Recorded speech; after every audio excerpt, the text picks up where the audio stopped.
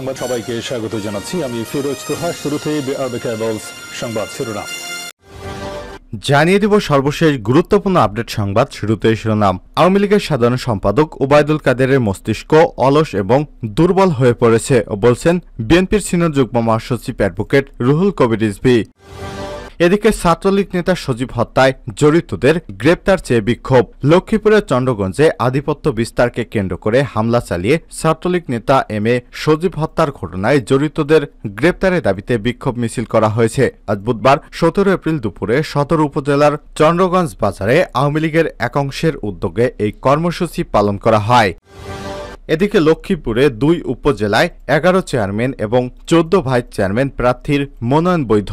প্রথম ধাপের উপজেলা পরিষদ নির্বাচনে লক্ষ্মীপুরের রামগতি এবং কমলনগর উপজেলায় ১১ জন চেয়ারম্যান প্রার্থীর মনোনয়নপত্র বৈধ ঘোষণা করেছে রিটার্নিং কর্মকর্তা শফিকুর রহমান।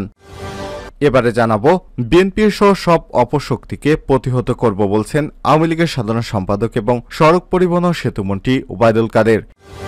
এবারে জানিয়ে দিব বাংলাদেশে আশ্রয় নিল আরও ৪৬ জন মিয়ানমার সেনাবাহিনীর সদস্য। মিয়ানমারে অভ্যন্তরে রাখাইন রাজ্যে চলমান সংঘাত পরিস্থিতির জের ধরে বাংলাদেশে নতুন করে আশ্রয় নিয়েছে আরও ৪৬ জন সেনা এবং মিয়ানমার সীমান্তরক্ষী বাহিনী, বর্ডার গার্ড, পুলিশ, বিজিপির সদস্য। এবং সর্বশেষ জানিয়ে দিব ইরানের উপর যুক্তরাষ্ট্র এবং ইউএর নতুন নিষেধাজ্ঞার সম্ভাবনা। ইসরায়েল এবং ইরানের মধ্যকার পাল্টাপাল্টি হামলায় নতুন করে উত্তেজনা সৃষ্টি হয়েছে।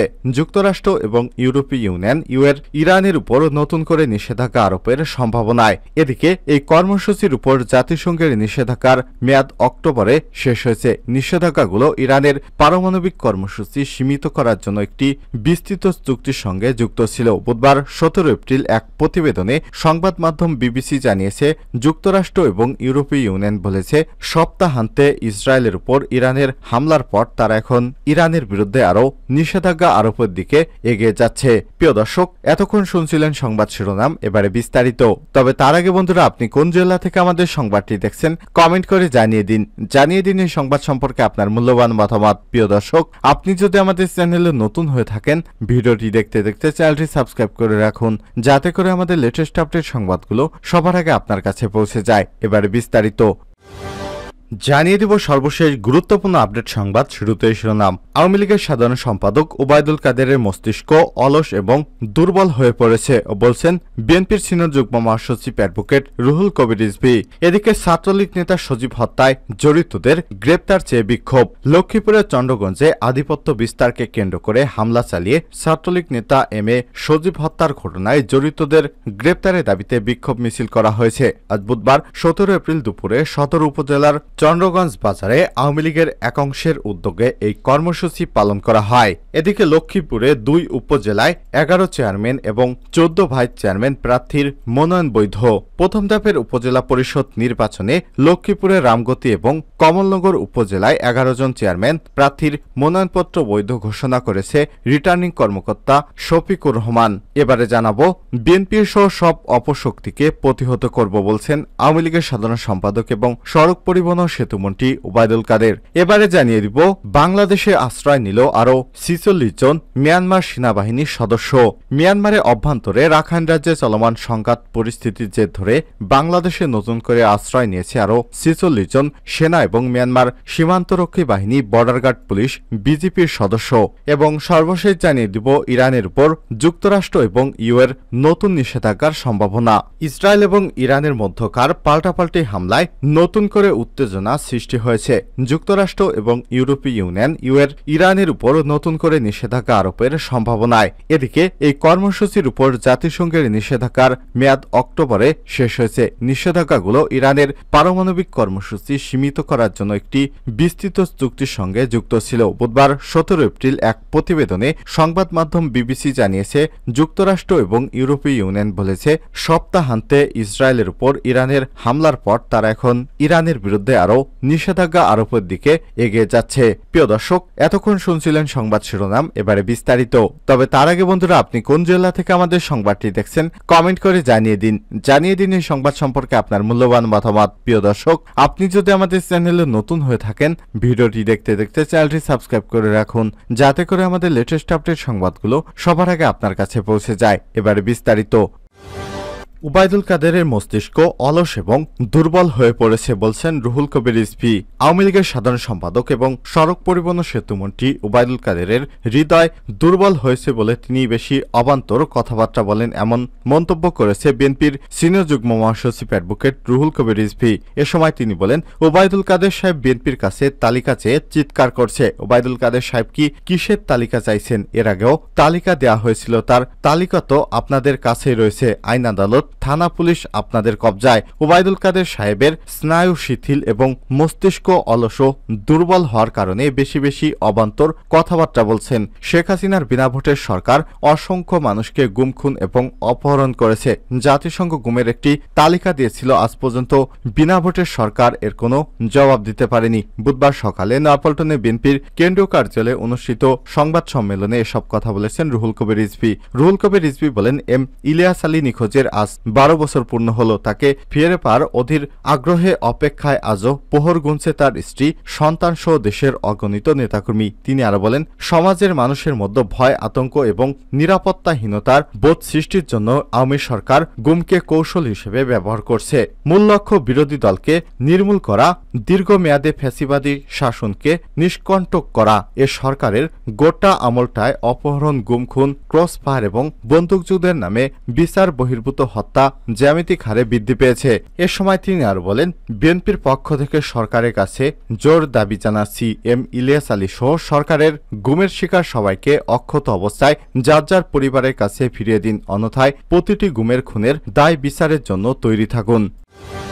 ছাত্রলীগ নেতা সজীব হত্যায় জড়িতদের গ্রেপ্তার চেয়ে বিক্ষোভ। লক্ষ্মীপুরের চন্দ্রগঞ্জে আধিপত্য বিস্তারকে কেন্দ্র করে হামলা চালিয়ে ছাত্রলীগ নেতা এম এ সজীব হত্যার ঘটনায় জড়িতদের গ্রেপ্তারের দাবিতে বিক্ষোভ মিছিল করা হয়েছে। বুধবার 17 এপ্রিল দুপুরে উপজেলার চন্দ্রগঞ্জ বাজারে আওয়ামী লীগের একাংশের উদ্যোগে এই কর্মসূচি পালন করা হয়। এ সময় উপস্থিত ছিলেন চন্দ্রগঞ্জ থানা আওয়ামী লীগের সহসভাপতি সাবির আহমেদ, ওয়াহিদুজ্জামান বেগ বাবলু, চন্দ্রগঞ্জ ইউনিয়ন আওয়ামী লীগের সভাপতি গিয়াসউদ্দিন লিটন, সাধারণ সম্পাদক কাজী সুলাইমান, জেলা ছাত্রলীগের সাধারণ সম্পাদক শাহাদাত হোসেন ভূঁইয়া, চন্দ্রগঞ্জ থানা ছাত্রলীগের সভাপতি আবু তালেব, চন্দ্রগঞ্জ থানা শ্রমিক লীগের সাধারণ সম্পাদক জাহাঙ্গীর আলম, চন্দ্রগঞ্জ থানা কৃষক লীগের সভাপতি জাহাঙ্গীর আলম, চন্দ্রগঞ্জ ইউনিয়ন যুবলীগের আহ্বায়ক শাহাবুদ্দিন এবং যুগ্ম আহ্বায়ক আব্দুর রাজ্জাক, রিঙ্কু সহ বিপুল সংখ্যক নেতাকর্মী। প্রসঙ্গত, গত 12 এপ্রিল শুক্রবার রাতে চন্দ্রগঞ্জ ইউনিয়ন পাঁচপাড়া গ্রামে জৈদের পুকুরপাড় এলাকায় দুর্বৃত্তদের আতর্কিত হামলার ঘটনায় ছাত্রলীগ নেতা সজীব এবং সাইফুল পাটোয়ারি ও রাফিও সাইফুল ইসলাম জয় আহত হয়। মঙ্গলবার 16 এপ্রিল দিবাগত রাত 2টার দিকে ঢাকার পপুলার হাসপাতালে চিকিৎসাধীন অবস্থায় সজীব মারা যায়। এর আগে সোমবার 15 এপ্রিল রাতে সজীবের মা বুলি বেগম বাদী হয়ে স্বেচ্ছাসেবক নেতা কাজী বাবলুকে প্রধান করে 11 জনের নাম উল্লেখ করে চন্দ্রগঞ্জ থানায় মামলা দায়ের করেছেন। এতে আরও 20 জনকে অজ্ঞাতনামা আসামি করা হয়েছে। একই দিনে চন্দ্রগঞ্জ ইউনিয়নের বিভিন্ন এলাকায় অভিযান চালিয়ে মামলার দ্বিতীয় আসামি চন্দ্রগঞ্জ থানা স্বেচ্ছাসেবক লীগের সদস্য সজীব তাজুল ইসলাম এবং তাজু ভূঁইয়া সহ 3 জনকে গ্রেপ্তার করেছে পুলিশ। তারা জেলা কারাগারে রয়েছে। নিহত সজীব চন্দ্রগঞ্জ আসপাড়া এলাকার মৃত সিরাজ মিয়ার ছেলে এবং চন্দ্রগঞ্জ কফিলউদ্দিন বিশ্ববিদ্যালয়ের কলেজ ছাত্রলীগের সভাপতি প্রার্থী ছিলেন। লক্ষ্মীপুরে 2 উপজেলায় 11 চেয়ারম্যান এবং 14 জন ভাইস চেয়ারম্যান প্রার্থীর মনোনয়নপত্র বৈধ।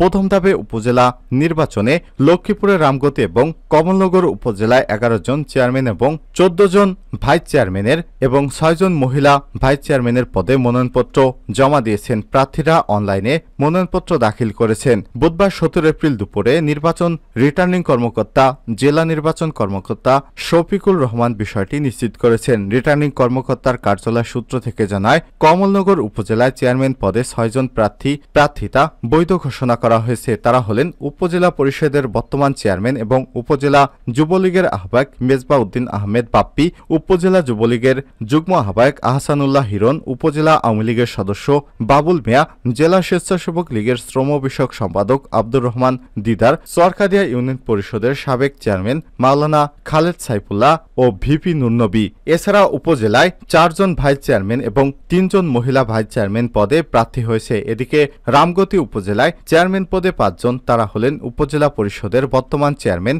শরীফুদ্দিন আজাদ সোহেল, উপজেলা আওয়ামী লীগের সাধারণ সম্পাদক আব্দুল্লাহ ওয়াহেদ জামশেদা এবং চৌধুরী, রোকেয়া বেগম এবং মাহবুবুর রহমান টিপু। এছাড়াও উপজেলার 10 জন ভাইস চেয়ারম্যান, 3 জন মহিলা ভাইস চেয়ারম্যান পদে মনোনয়নপত্র জমা দিয়েছে। প্রসঙ্গত, আগামী 8 মে দেশের 152টি উপজেলায় ভোট গ্রহণ অনুষ্ঠিত হবে। এর মধ্যে লক্ষ্মীপুরের রামগতি এবং কমলনগর উপজেলায় আপিল নিষ্পত্তি, 22 এপ্রিল প্রার্থিতা প্রত্যাহারের শেষ দিন, 23 এপ্রিল প্রতীক বরাদ্দ দেওয়া হবে। বিএনপি সহ সব অপশক্তিকে প্রতিহত করব বলছেন কাদের। আওয়ামী লীগের সাধারণ সম্পাদক এবং সড়ক পরিবহন ও সেতুমন্ত্রী ওবায়দুল কাদের বলেছেন, বিএনপি সহ স্বাধীন বিরোধী সব অপশক্তিকে প্রতিহত করব। বুধবার 17 এপ্রিল ঐতিহাসিক মুজিবনগর দিবস উপলক্ষে রাজধানীর ধানমন্ডি 32 নম্বরে জাতির পিতা বঙ্গবন্ধু শেখ মুজিবুর রহমানের প্রতিকৃতিতে শ্রদ্ধা নিবেদন শেষে এইসব মন্তব্য করেছেন তিনি। ওবায়দুল কাদের বলেন, আজকের এ দিনে বিএনপি সহ স্বাধীনতা বিরোধী সন্ত্রাসী সব অপশক্তি যারা আমাদের বিজয়কে সংহত করার প্রতিবন্ধক, এদের আমরা পরাজিত করব, পরাভূত করব, প্রতিহত করব। আমাদের লড়াইকে আমরা এগিয়ে নিয়ে যাব।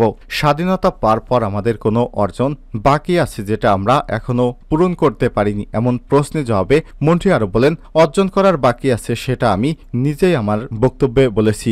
বিজয়কে সুসংহত করার পথে প্রতিবন্ধকতা হলো বিএনপির মতো সাম্প্রদায়িক সন্ত্রাসী অশুভ শক্তি। এই শক্তিকে পরাজিত করতে হবে, প্রতিহত করতে হবে। বিএনপি দিবসটি প্রজাতন্ত্র হিসেবে ঘোষণার যে দাবি জানিয়েছে সে প্রসঙ্গে আওয়ামী লীগের সাধারণ সম্পাদক বলেন, আমি তো কোনো দাবি নিয়ে বিচ্ছিন্নভাবে কিছু বলতে পারি না। মন্ত্রিসভা আছে, প্রধানমন্ত্রী আছে, তারা এত বছর পর দাবিটা তুলেছেন, কেন তুলেছেন এটাও জানার দরকার আছে। তিনি আরো বলেন, আজকের এই দিনে আমরা শপথ নিব মুক্তিযুদ্ধের চেতনায়, বঙ্গবন্ধু কন্যা শেখ হাসিনার নেতৃত্বে বঙ্গবন্ধুর স্বপ্নের সোনার বাংলাদেশ বিনির্মাণে ধারাবাহিক লড়াই আমরা এগিয়ে যাব। উন্নত সমৃদ্ধ বাংলাদেশ গঠনে আমরা বঙ্গবন্ধুর স্বপ্নকে বয়ে নিয়ে যাব। এটাই হোক আমাদের শপথ।